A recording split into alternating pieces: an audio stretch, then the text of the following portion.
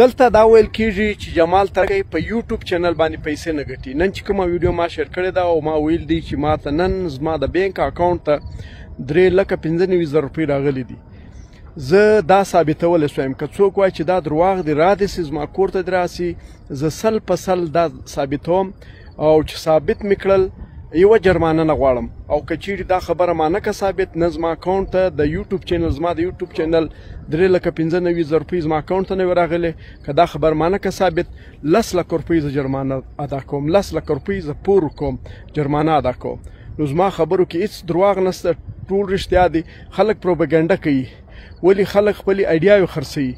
خلک چې تا ته د یوټیوب چینل لار درښوي په هغه باندې له تا څه 15,000 روپۍ اخلي. زه شی نه اخلم، زه د خدای دپاره ټولې خبرې کوم. موږ وایو چې زموږ د پښتنو ځوانانو روزګار سم سي. که چیرې ما درواغ ویلي جرمانه 10,00,000 روپۍ ورکوم، که رښتیا و یو شی نه درڅه غواړم. هر څوک راتلی شو زما کور ته 10 نفره راولي، د 10 نفرو په مخ کې به زه ثبوتوم، پروف به درکوم.